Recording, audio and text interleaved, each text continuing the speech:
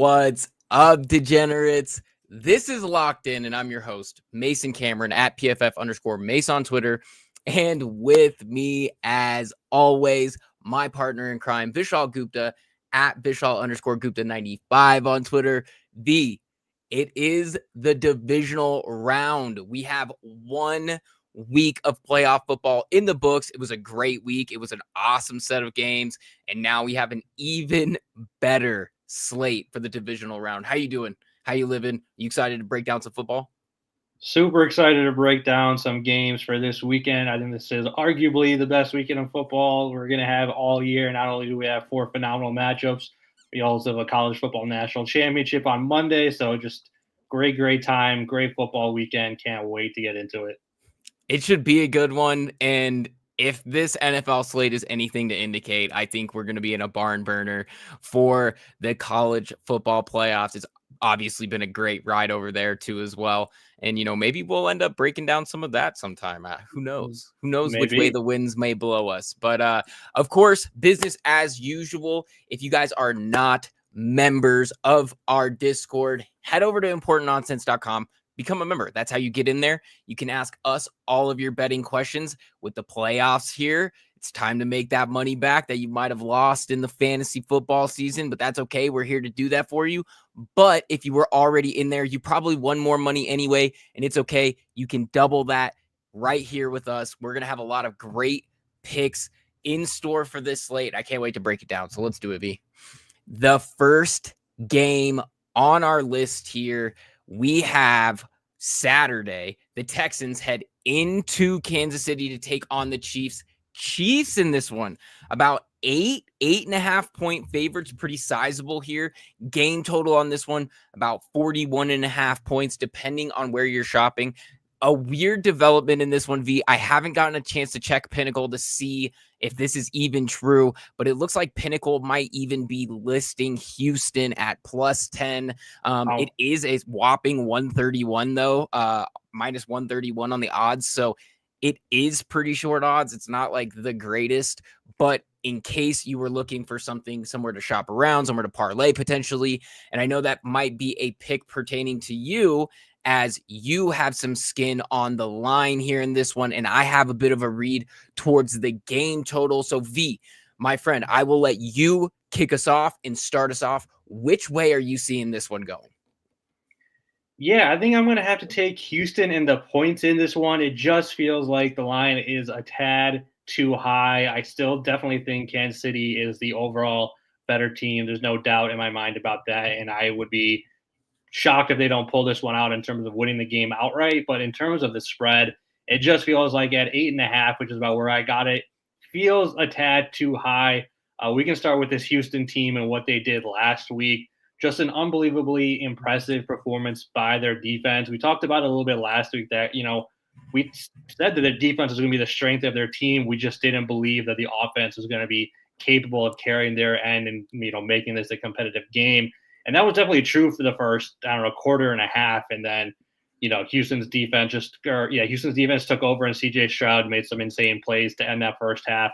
And then their defense just carried it out the rest of the way. They had 4 sacks and 4 interceptions on Justin Herbert last week, only giving up 12 points. And I think this is something, Houston's defense has done pretty well throughout the year in terms of just doing a good job containing some of these higher level quarterbacks. I know the game that sticks out in my mind is what happened on Christmas against Lamar Jackson, which has really skewed my perspective of their defense in a negative way. But if you look at the season as a whole, this defense did some really nice things. They picked off Jared Goff 5 times. They completely shut down Josh Allen in an early season matchup. They had a good showing against Tua. So, this defense has done some solid things, and we saw that again last week.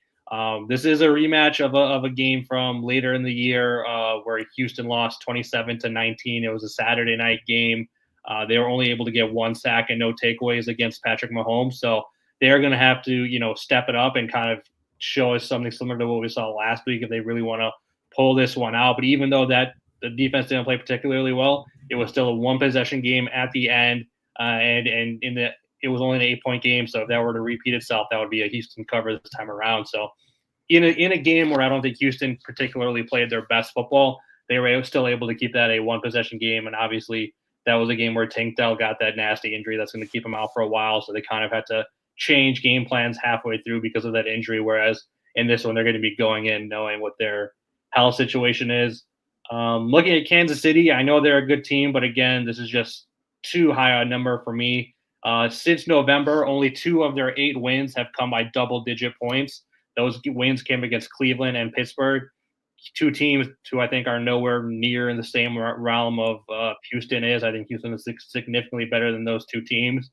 And given how low this game total is, it's about 41, 42 points. We're looking at a score of about 24, 17-ish in that range, according to what the odds makers are saying. So this really feels like it's going to be a one possession game where once all said and done. So give me the 8.5. It just feels a tad too high for me. Yeah, and it is a bit too high. When we talk about what we've seen from both of these teams against the spread, it's been a little spotty. Neither of them are above 500 on against the spread records. And we look at a lot of things, what you're going to be hearing around town or around the media circles is you're going to hear a lot about Patrick Mahomes, 13-5 against the spread record in the playoffs with the Chiefs.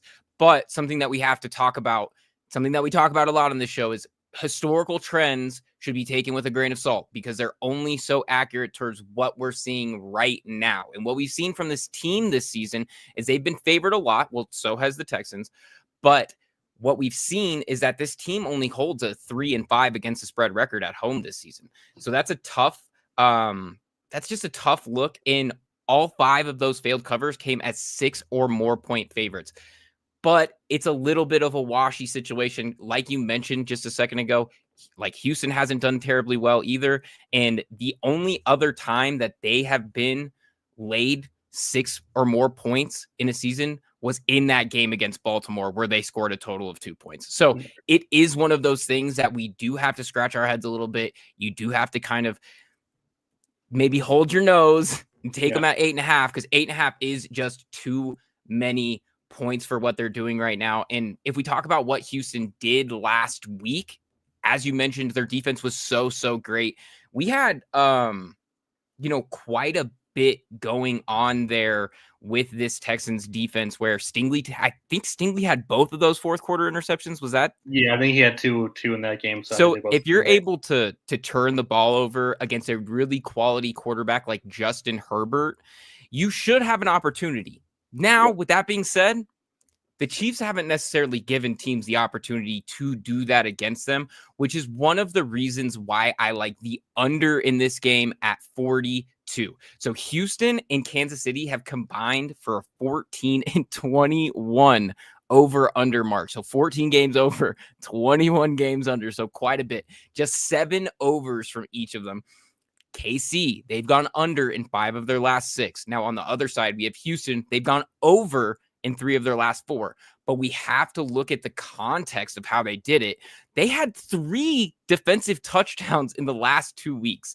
Without those, both of those games are under, and that's 3 straight unders for them. So I know that it's easy to be like, if you throw out a play, if you throw out this play, if you throw out that play, like, yeah, if you throw out the positive outliers, like, yes, things are going to look much more in your favor. But when we look at how improbable defensive touchdowns are, and for them to have 3 in a 2-week span, that's impressive. That's something that really helped them to look better in over-under numbers than they have. And when we look at just pure numbers, raw numbers, both of these defenses rank in the top half of the NFL and EPA per play. Houston at 4th. KC at 14th. But we have to add more context to that number as well. Because when you talk about what KC did in week 18, where they were horrendous, obviously, because they didn't play any starters. And again, if you take that game, throw it out, this team rises to 8th in the NFL in EPA per play. When you have 2 top 10 defenses going at it, I know 42.5 or 42.5, wherever you might get it, might not seem like a ton of points, but it is for a matchup like this one, especially in the playoffs. And as I mentioned, KC doesn't put the ball in harm's way. They've turned the ball over just 5th fewest in the NFL this season, and they haven't turned over the rock since week 11. Like, that's a long time ago. That is a very, very long time ago. So I do not think that we're going to see that miracle play with Houston where they're going to potentially turn them over. I think this is going to be a very low scoring game. And a lot of times when we do talk about some of these low scoring games, if you're having a huge spread like this, Kansas City is really going to need to dominate. So I'm thinking I do lean towards which way you're saying with the 8.5.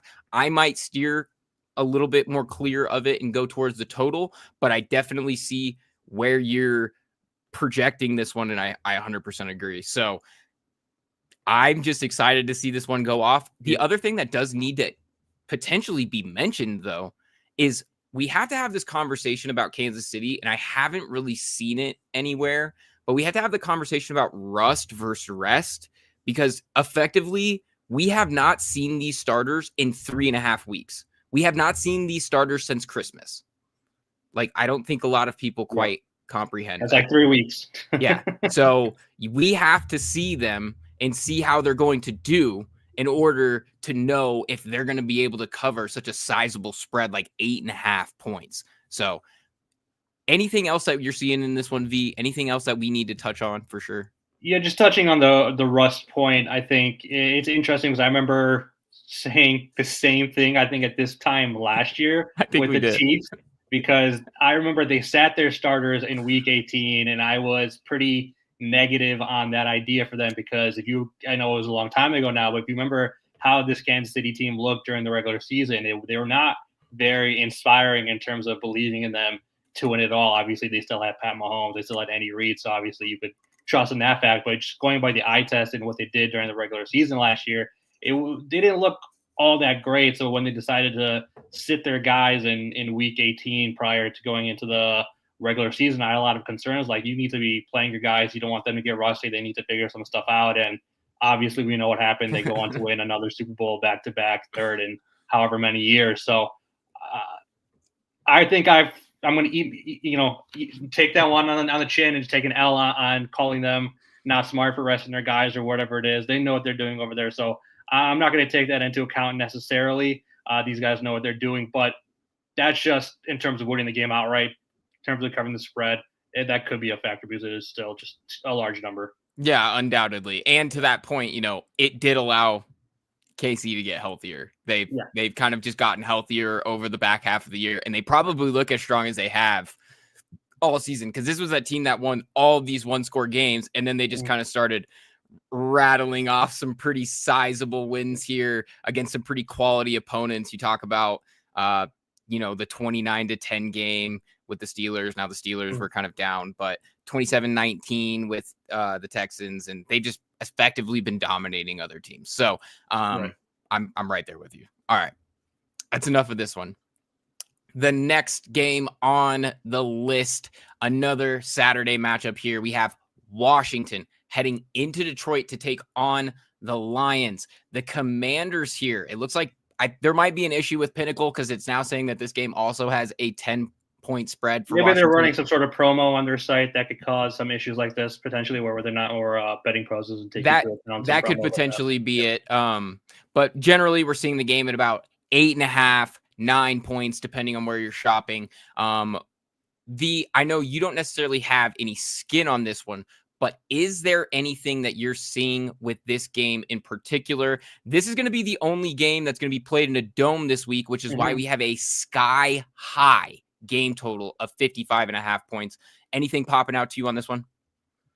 Yeah, super interesting game. This is the only game this weekend that is not a rematch of a regular season game. So we have not seen this matchup before. Obviously, the Commanders were the big surprise team from last week, and I think they were the only road team that won last weekend. So shout out to them. Phenomenal game. They won in I would say, unconventional way, in the sense that it was not a high-scoring shootout type game. They really won by controlling the ball and playing surprisingly good defense against a good Tampa Bay offense. So should be a very interesting matchup. I think, overall, I think it's going to come down to Detroit is still just way too good offensively, and they're going to be able to do so many crazy things against this Washington defense that is still, I know I just said they played well last week, and they played better than most of us expected, but there's a reason our expectations were so low for that unit coming into the postseason. It's because, they didn't play particularly well during the regular season, and I think that's probably going to show up in this game, where they're just not going to be able to slow down this Lions team. They are getting David Montgomery back this week. He was a full go in practice, which is insane considering he like tore his knee Towards like a couple weeks MCL, like ago. yeah, Like like less than like was it a month ago? Less than a month ago, torn barely, a right? MCL. I was reporting that Yeah, everywhere that I was hearing that he's going to be out for the season, and he's yeah. back. He's not I'm only shocked. back; he was a full go in practice. Now, All I week. mean, I would be cautious in expecting him to get his normal workload that he was getting prior to the injury. There is a chance where they reduce his load and they still have Gibbs be their primary go-to back. I was curious looking at the props for both Gibbs and Montgomery to see if maybe there was anything where I could lean on either of those. I didn't really like where those lines were at because I'm just not sure what Dan Campbell's going to do in terms of usage for both of these guys. So probably one of those things to stay away from. But yeah, having him back is huge for this offense, and I think this is probably going to be a game where Detroit's offense continues to roll and everything. I do like one player prop for the Lions. I like Jameson Williams to go over 55.5 receiving yards in this game. He has been a huge part of this offense. He has at least 7 targets in 6 of their last 7 games, and he has gone over this yardage total of 55.5 in 4 of those 6 games. He ranks 4th in the NFL in yards per reception and 7th in yards per target. He is averaging 11 yards per target, so he only needs 6 targets in this game to be able to go over 55.5 if those numbers stay true. Washington has allowed at least one receiver in each of their past 5 games to go over 55.5. This is a pass defense that you can throw the ball against. So that's kind of what I'm looking at from the player prop side. What about you, Mason? I love your read there, especially when we talk about how bad Marshawn Lattimore was last week. He got beat like a drum by Mike Evans, and the fact that they moved on despite that is a huge miracle for them. He was one of the lowest graded players of the wild card round. I think his grade was in the below 30. That's a pretty atrocious look for a guy who is a perennial Pro Bowler and who was a trade target for this team so that they could play more effective man coverage. And that could be an issue with a guy like Jameson Williams, who has flat out blazing speed. And this guy can run past a hobbled Marshawn Lattimore with his hamstring probably at ease. I'd say 55 is probably on the low end. I like well above that as well. And if you want to shop around for pricing on that and maybe take some risk assessment towards which way you're going to go on that one, I agree. Over 55 is a simplistic number there. And one of the ways that I'm leaning on this game is actually towards the under as well. And one of the reasons why is you did say it. David Montgomery's back. They still have Jahmyr Gibbs. I think that when we talk about what this game is, running up the score is not quite as important. I think reducing the possessions of this game, so a guy like Jaden Daniels can't do something magical, is going to be important. But at the same time, we do have to understand, while Jaden Daniels was fantastic, the Commanders pulled out a surprise win. That was their first playoff win since 2005. This is Jaden Daniels' second playoff game ever. This is his first season. We have to measure some sort of timidness for that, especially when we're going to come up against a number 1 seed like this team. And when we talk about how good Detroit's been against the spread, they tied for the NFL's best cover rate in the regular season, 70.6%. They are, in part, it's because of their 5-3-1 against the spread record at home. And they are 4-2 against the spread record as 6 or more point favorites. So when you talk about that, that's very, very encouraging. But on the other side, Washington 4-2-1 as the underdog this year. So it's a little bit of push and pull. But like we said, there's just a disparity between the talent on both of these teams. When you talk about what Washington had to lean on in terms of offensively last week, a lot of Terry McLaurin. Terry McLaurin had one of his best games of the year.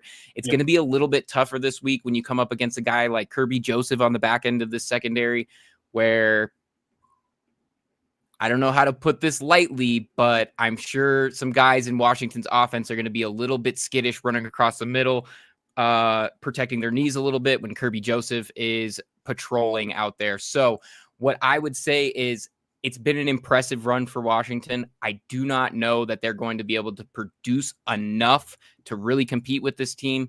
I'm going to probably stay away from the 8.5, even though I lean towards them covering it. But where I do really like is the under 55.5. This is a huge number. This is Huge number. This is a huge number. And I get that they're playing in a dome, but for the divisional round to have as many huge game totals as it did in this week is a little bit surprising. Oddly enough, Detroit has had an insane number of game totals reach the 50-point threshold. There's been 11 matchups. 11 matchups be priced at 50 or more points. That's insane. I don't have the number right off the top of my head or at hand, but if somebody can look that up and who's had the most 50-point game totals in a season in the last, I don't know, 20, 25 years or whatever, I would venture to believe that it's this team. Yeah. In those games, they only went over 5 times. So this will be the 11th. They went over 5. They went under 5. The last one that they went under in came in week 18. Yep. 56.5 points against Minnesota. They held the Vikings to 9. It wasn't anywhere close. It was not anywhere close. And they absolutely dominated. Now, the Vikings offensive line, I wouldn't say is necessarily up there. Christian Darishaw's injury was huge for them, and they've kind of been treading water since then. But Detroit absolutely harassed Sam Darnold. I felt bad for the kid because I can't even call him the kid anymore. I felt bad for the guy because it felt like when he was younger and seeing ghosts. So they had something like 40 plus pressures on the guy, 9 sacks, and I'd expect them to take a similar approach to attack Daniels. Like we said, a rookie on the road in the playoffs in a hostile environment against a Detroit team who is so hungry. They're trying to finish that storybook, ending that they started last season. And I think they're getting pretty close. And I know that Jaden Daniels in Washington, they overcame the adversity to take down Tampa, but I just think that this is an entirely different beast. 55.5. We're going to go ahead and lean on the under there. V, is there anything else that you were seeing in this matchup that I maybe didn't touch? Yeah, in terms of the total, I think I'm going to have to be right there with you. As I was doing more research for this game, everything was also telling me to take the under. So I think that's going to be a late addition to my card when I put it up this weekend in our Discord is the under at 55.5. Both teams are really, really good in terms of ball possession. That's, time of possession they have with the ball. Both offenses rank in the top 6 in time per drive. That means when they have the football and the amount of time they have the ball during each individual drive. That means they do a good job like taking the ball down the field and controlling the clock. They're able to go on these long drives, though, because they are so good at converting 3rd and 4th downs. Both offenses rank in the top 10 in 3rd down conversion and 4th down conversion. And, we already knew what Dan Campbell likes to do on 4th down. He's super aggressive. I think the country also learned what Dan Quinn likes to do on 4th down after what we saw last weekend. I think he went for it 4 times on 4th down. And I think he made the right decision every single time. That was a situation where you have to get touchdowns. You can't be settling for field goals. And I think it's going to be the same thing in this game where definitely Dan Quinn is going to feel like he's going to need touchdowns to win this game. And Dan Campbell always feels like he has to go 4th down regardless of the situation. That's just who he is. So I think we're going to see a lot of 4th down conversions in this game. And just by the nature of them, there are going to be some that are not successful. And when you have turnover on downs, that is a huge overkiller. So I think there's going to be a lot of factors in this game that are going to lead you towards taking the under in this game. Yeah, undoubtedly. And when you do talk about some of what you might end up seeing, I think you're going to end up probably also seeing maybe we talked about the running game for the Lions, but you're also going to need to talk about what the Commanders are going to want to do. And they're also going to want to stay on pace on 1st down so that they can get into those 3rd and manageables, which I think is going to mean a lot of runs from Brian Robinson as well. Now, he hasn't necessarily popped off or had the most touches. He struggled last week. He got stuff like every time he touched the ball. So it's something to be, watched and see how they're going to end up doing, which might be tough against this Lions defense, but we'll never know until it happens. But yes, again, right to your point, I think it just reinforces that we're probably going to see an under. The 55 in this game was horrendously overpriced. So yeah. The next game on the slate, the first one of the Sunday slate here, we have the Rams heading across the country into Philly to take on the Eagles. The Eagles in this game, about 6-point favorites, 6.5-point favorites, depending on where you're shopping, about 43.5 points on this one, or 44, depending on where we're going. We're both in on the game total, and I won't lie, I'm also liking Philly, and I'm going to keep this one pretty short and sweet for us, V, and I'll let you break down into the real details here. If anybody hasn't heard, these Sunday games are going to have snow. They are going to be cold. They are going to be windy. And you can get some pretty good game totals for this game as well. And when we talk about how a team from California in the Rams are going to play in snowy conditions or in cold conditions, they don't have a huge sample size, but they have had one single game this season drop below 40 degrees. That was their 19-9 win versus the Jets. In that game, Stafford had just 110 yards passing, 0 big-time throws, 1 turnover-worthy play. I think that is a huge indication that if you do not get an amazing game from Stafford, now I get that they won that game, but I've been picking on the Jets all season long, and I'm not going to stop now. This is an entirely different beast with the Eagles. They are one of the best defenses in the NFL. They house one of the best secondaries in the NFL. And I know AJ Brown did not a ton, but that is still one of the top 3, 4, 5 receivers in the NFL right now. And I would put what he can do against their coverage unit, even in snow, over everything. And that's all without talking about the X factor here. Yep. Saquon Barkley. This man is going to run his face off. He is going to get the ball 100 times, and they are going to feed this man the rock. I think that when you talk about that, it only makes sense that you're probably going to see Philly command this game. I don't know if the Rams can keep up with a running game like that in cold conditions.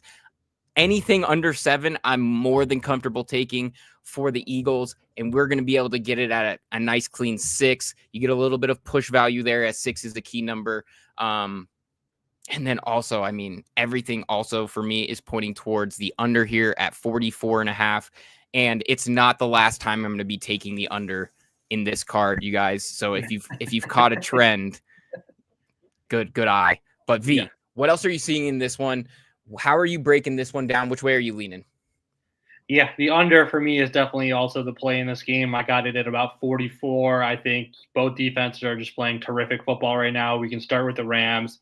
Their defense continues to dominate. In their last 4 games where their starters played, they have allowed fewer than 10 points in each of them. Over the last 4 games, they have allowed a total of 33 points. That is just barely over 8 points a game. They are playing out of their minds right now. They sacked Sam Darnold 9 times and had 2 takeaways last week in the wild card game. They held Justin Jefferson and Jordan Addison to 8 total catches for less than 90 total yards. That is unbelievably impressive. I don't think people understand how difficult that is. I think we've given them a lot of praise over the last couple of years for their drafting of young talent, and those guys have completely starred and been big pieces on that defense. I think one name we haven't talked about enough, their defensive coordinator, Chris Shula, just doing a phenomenal job this year with that unit. I'm just shocked, to say the least, that this defense, considering where they were, even just a couple of years ago, outside of Aaron Donald, they had nobody. And for them to be able to do what they're doing just a couple of years later is beyond impressive. So I'm super, super excited to see what this Rams defense can do this week. Philly's defense, we all know what they're up to as well. They've allowed 20 or fewer points in 9 of their last 10 games and 12 of their last 14. They're allowing the second fewest points per game in the league and the fewest yards per game. They also had a dominant performance last week in the wild card round. 2 sacks and 3 INTs on Jordan Love. In their last matchup against these Rams that happened in the middle of the year, they sacked Stafford 5 times. And like you said, this is going to be a cold game, definitely the coldest game the Rams have played all year. So I definitely think this is going to be a defensive showdown.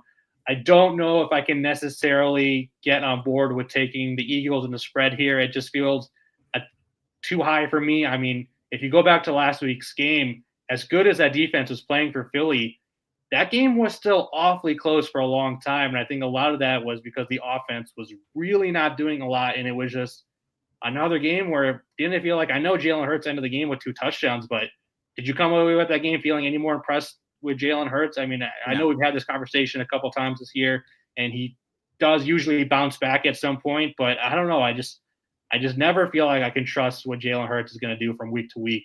And when you're getting a spread this big in conditions like we're going to get, I don't know. I just that number of 6 or 7 wherever you're getting it just feels too high for me. I do expect Philly to win this game, but I just don't think they're going to be able to dominate the way that their talent would probably suggest. Just because I don't know if their quarterback is going to be able to do his part. So I'm going to stay away from the spread. I like the under though. I also have to take another under in this game. This under physically hurts me. I hate to say this because I love this player so much. I've loved watching him play over the last few years, but I think just based on what we've seen the last few weeks, I don't know how you don't take the under on Cooper Kupp's receiving yardage. I got it at about, I think, 41.5. I know you went with the over I last week, took a Mason. blow. I took a blow, That V. I was got absolutely hammered on that. that was so tough to watch. Cooper Kupp has just completely disappeared from this offense. 3 or fewer targets in his last 4 games, 30 or fewer receiving yards in 5 of his last 6. He is just no longer a focal point of this offense. I can't tell you how many times I thought he had a catch last week, only for it to turn out to be Tyler Higbee. It just broke my heart every time. I know it was effective for the Rams offense and it worked out for them, but God, it's tough to see what's happening with Cooper Kupp recently. And if I'm going to be sad, I might as well make money on top of it. So I'm going to take the under on his receiving yards. Yeah, that makes sense. I took a big L on that one, taking a historical trend, which is more further reinforcement to the things we guys tell you is maybe the historical trends need to be taken with a grain of salt, as I took a historical trend on Cooper Kupp and it absolutely bit me in the ass. But, you do make a good point on the game, on the spread as this one as well. I like it kind of being below the 7, which is where I'm kind of leaning on this one potentially. But you raise a good point. So what the Rams have been able to do recently as a dog is actually pretty impressive. They've now covered 6 of their last 7 games.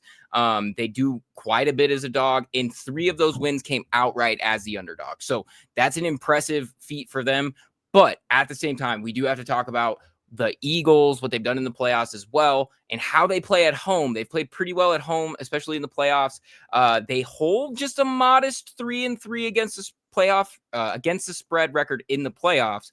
But all 3 of those wins in the Jalen Hurts era do come at home. So that's what we're going to want to see and potentially see what they can do in that one as well. So I definitely agree with you. I'm still probably going to lean at the 6, get it where I can, get a little bit of nice push value there. We're both leaning on the under, and then you are also taking the under on Kupp's receiving yards. Makes a lot of sense given how the pass rush has been for the Eagles and how the snowy conditions are going to be in this one as well. Right.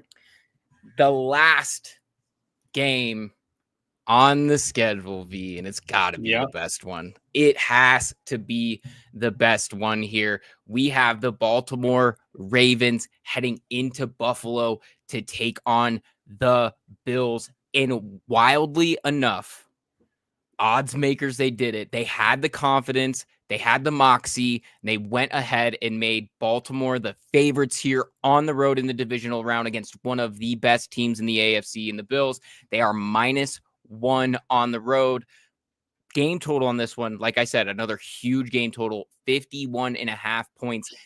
This game is going to be frigid. Every game of Wild Card Weekend, I think, like I said, every game of Wild Card Weekend, except for the Houston game, went under. And that one only went over because of those kind of gifted defensive touchdowns like we talked about.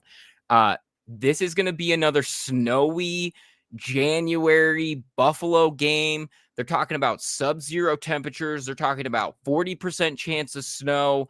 I think this game is going to rely heavily on the ground and slow down everything significantly. And the last time that these two teams played, Derrick Henry was a man on a mission. He slammed this team. 24 carries, 199 yards, a touchdown. He had 131 yards before contact.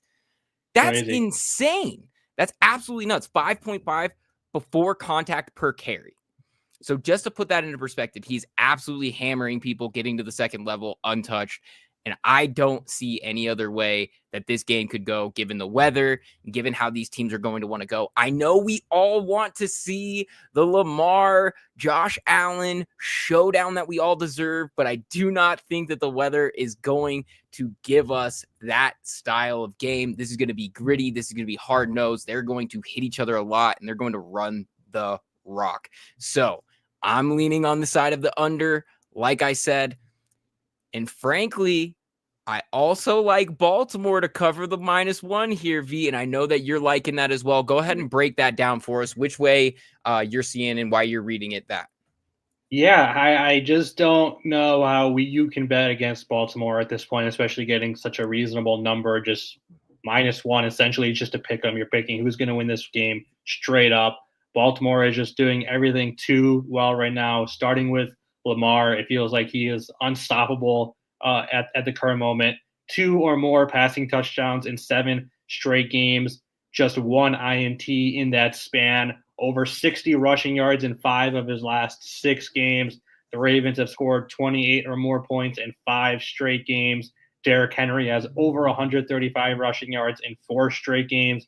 There is just absolutely nothing that is able to slow down this Baltimore offense over the last month plus of the season. Everything they're doing is just clicking. Lamar knows exactly what he was doing. That touchdown he had to finish the first half last week against Pittsburgh, I think it just encapsulates everything that Lamar is as a quarterback. Pass rushes all over him. He has nowhere to throw the football, but he's able to maneuver just enough, step up, no timeouts left, only a few seconds left on the clock before the half ends. He's able to find Justice Hill in the flat and score a touchdown and essentially end that game and Pittsburgh season.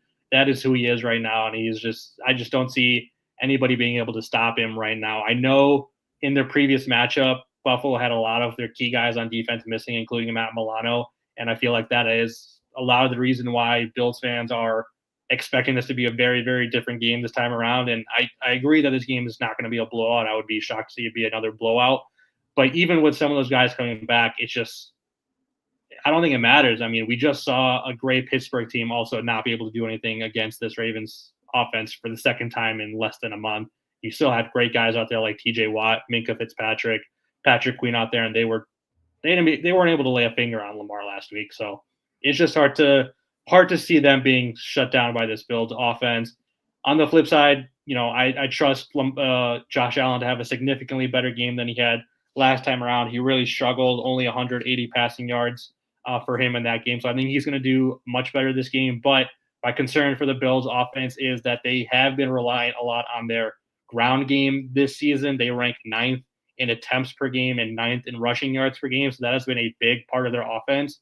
Baltimore leads the league in fewest rushing yards allowed with that defense. If Buffalo can't run, now you're going to be forced into a lot of long passing situations, long down and distances, allowing Baltimore's pass rush to get involved. They rank 2nd in the league in sacks. So I think that is where the big difference is going to come for me in this game is I don't see Buffalo's offense being able to move the ball on the ground as effectively as they would like.